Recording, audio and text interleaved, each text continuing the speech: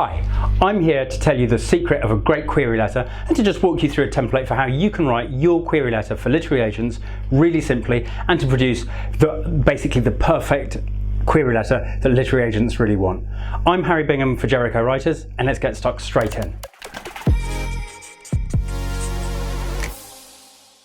So let's start off just with a little step back. What do agents want from you? I mean, typically you do need to check their websites because what they ask for can be a little bit variable, but basically in most cases they'll want a query letter, which is just like a quick introduction to your work.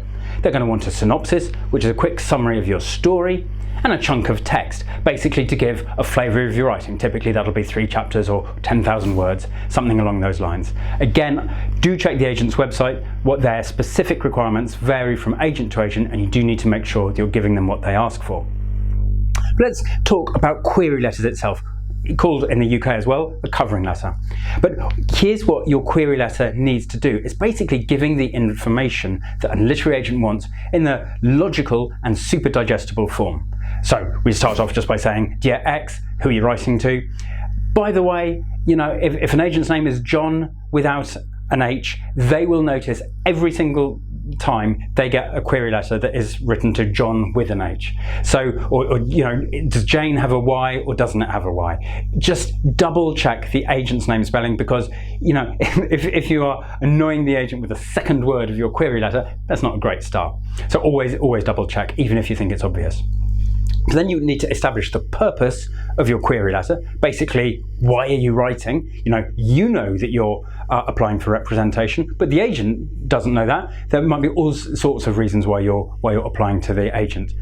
You may also want to say why you are applying to this specific agent. That's, I think, a little bit more optional, but it's a nice thing to do if you've got a good reason.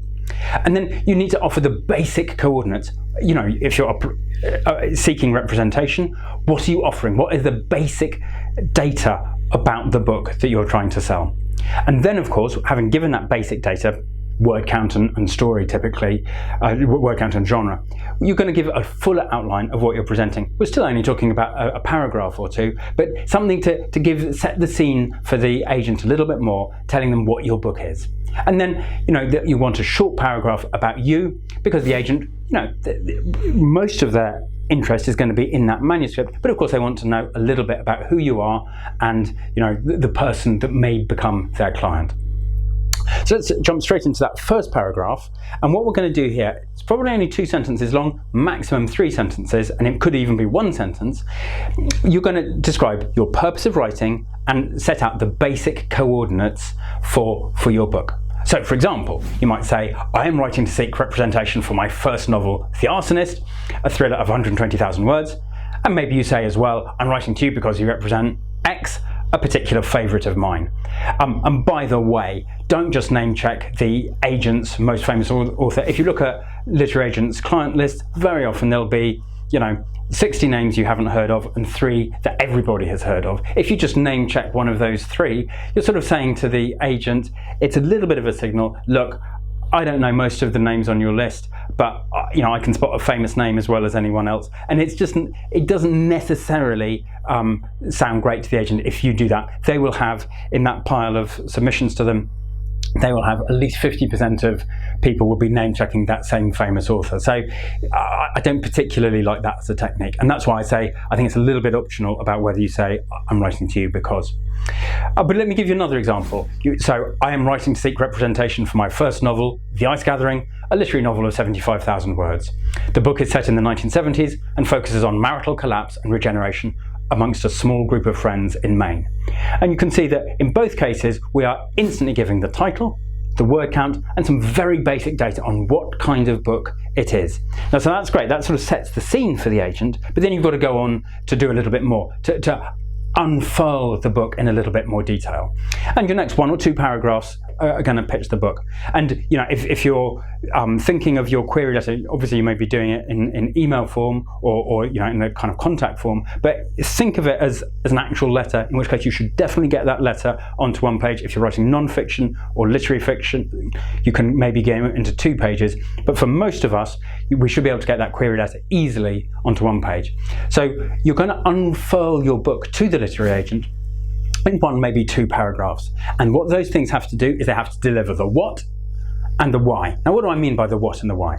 Okay, the what is this book is like, what kind of book is this? What genre is it? What's the premise? What's the setting? Who are the characters? You just need to give some basic data about the sort of setup for the book so that they can start to kind of get their heads into the material that they're about to read, just as they would if they were reading the back jacket of a book.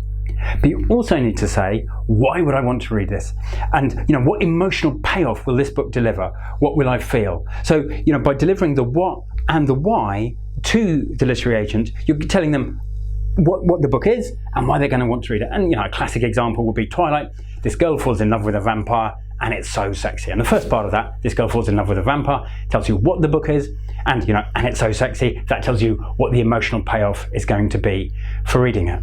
Okay, now that's all very well, but that's sort of theory. So let's actually look at a kind of real bit of text. I say it's a real bit of text. This is my fifth Fiona Griffiths novel, and I didn't need a literary agent for it because I already had one. But if I had been pitching it, I would be saying something like this. On a wild October night in rural Wales, Detective Sergeant Fiona Griffiths is called out to a country churchyard. There, in a small outbuilding, she finds the corpse of a young woman dressed in white, surrounded by candles, and with no visible marks of violence. And when Griffith starts to investigate, she finds that another young woman went missing from these parts a few years earlier. And effectively, that paragraph, it's delivered the setting, it's delivered the premise, it's delivered the character, it's started to sort of set up what this book is all about. But it hasn't yet really delivered the sort of likely emotional payoff for the agent, and that's handled by the next chunk of text. As the investigation deepens, Griffiths comes to realise that an ancient religious practice has been reborn in a disturbingly modern form. Worse still, Griffiths is at risk of becoming the very next victim. And you can see, again, that kind of suggests what the emotional payoff is going to be. We're looking at something religious, a bit spooky. It's obviously going to be a thriller, but with these sort of ancient religious sub-themes in it. And hopefully that sets a context where the agent, assuming that they're interested in this type of fiction in the first place, turns to the book, the actual manuscript you've sent them, with a certain amount of interest. Now, the chunk about you can be quite brief. So we've kind of done effectively 2/3 or 3/4 of our query letter already. The chunk about you can be really quite brief and keep it personal, not resume style. So, don't say, I'm the vice president for the, Northwest sales force of a, large fiberboard distributor. It's like really that's sort of appropriate for kind of an industry specific type format. But writing to an agent, you can be much more personal, much more human. I'm a mother of 3, a part-time bookkeeper, and live by the ocean that inspired this novel. Or, for example, I've served as a police officer for 28 years.